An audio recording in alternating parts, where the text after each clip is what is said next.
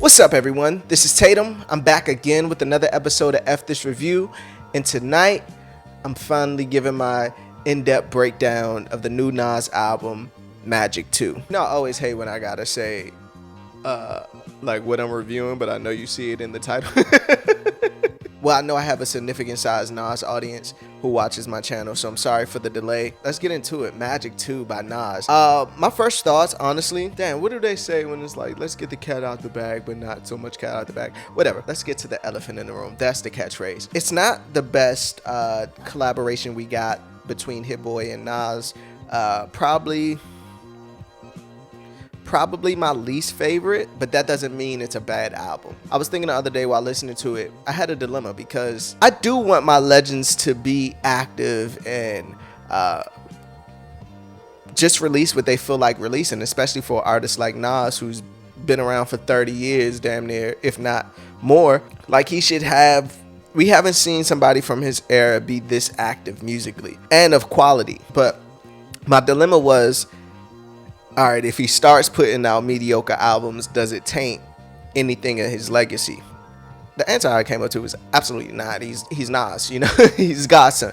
So like, I don't think Nas can do anything at this point in his career to shapeshift that or change that or any type of dynamic, right? Then I was thinking, I see people talking like that all the time about this album, and how even I saw something about the sales of this album and how Nas sales just don't impact the way that they once did, right?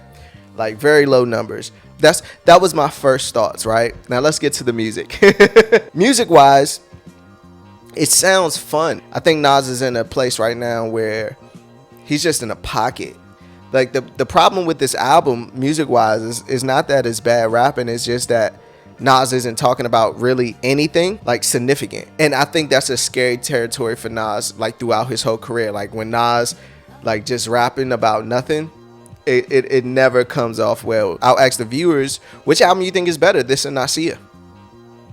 Because I don't see like a big jump from these two albums. Something I just thought of too. The beats are cool. I say this about Hit Boy, what I like about his production. It's rarely something, like, I can't say the beats are ever bad, but they're usually not something that's like, this is gonna sound bad, but like classic. Like, it's not like a primo beat, or like it's just like a great beat for the time I'm listening to it. I can't describe that any better than that. Like, this is a great beat while listening to it, but if you were to ask me like what's my favorite Hit Boy beat, it'd be hard for me to grasp something like that's not like Niggas in Paris or something. I feel like the beats themselves were on this album wasn't all the way there either. Like, it just sounded like both of them, like, it sounded like leftovers in a way. The 50 Cent record that everyone probably rushed to, I hear a lot of people angry about how short the 50 verse was, but I like that. If anything, I think 50 should have started the record with that short verse, but I get it. And like, Nas come in rapping and have 50 Cent come in at the end talking shit, like classic 50 Cent style, Queen style. I thought that would have been better, but I don't really have a problem with that song. I like the I think that was the Dell sample, if I'm not mistaken, at the beginning of that. Even to have Bishop Don Magic 1 on here on the intro. I like Black Magic, Bokeem Woodbine. I like that song, but after a while the production just started lagging for me. Another thing I noticed when I'm listening to like these newer era Nas albums from King Disease to now, it's always like this history lesson in rap that you don't like. He drops a jewel like every one of these albums, like to show you what a historian he is and how important he is to culture. Like, on this album, he talks about, man, I'm the first person that gave Tupac Henny. Like, you know how monumental that is. Like, I remember even like on Death Row East or Queen's Legends, he's always like, that's been prevalent in this time, like in this era. Nas, he's like, it's like a history lesson on just culture and rap, and I appreciate that. One of the things I do appreciate out of these the Nas and Hit Boy era. Irvin Magic Johnson, I didn't really like the hook, but I like the verses.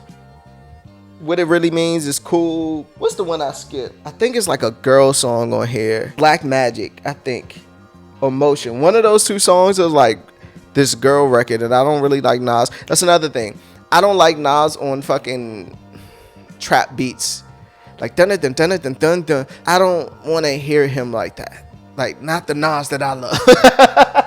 I don't want to hear him like that. Pistols on your album cover is cool, and then we get the bonus track with 21 Savage, which I did a reaction to that a long time ago. You can look at it here. But overall, man, I thought the album was just, it would have been better if we were still in mixtape times and this was just like a mixtape.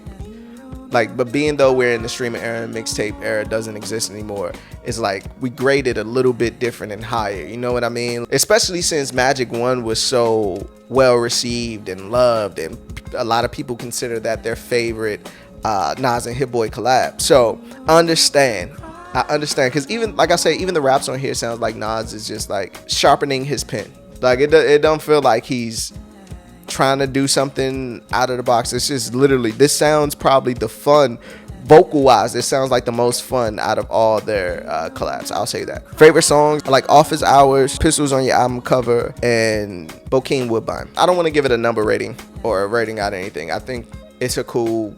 It's a cool album. That's what I'm gonna start. It's cool. That's gonna be my rating system. It's cool, it's great, it's classic.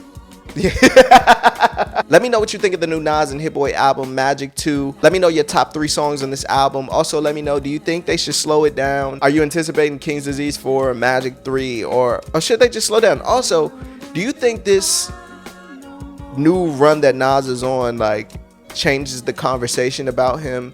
Like, as obviously he's already one of the greats, but do you think this is like, this gives him a little edge higher? Because he's the consistency and the quality that he is putting out at this era in his career, where a lot of his counterparts and legends we seen before him, they would just stop. Yeah, I seen an LL Cool J freestyle on Sway the other day, sidebar, before I wrap this up. It just showed that the legends still have something to say, and it's good to hear their perspectives on things. So that's my appreciation for Nas and all the legends. That's my Magic 2 review. I'm Tatum. Till the next time. Peace.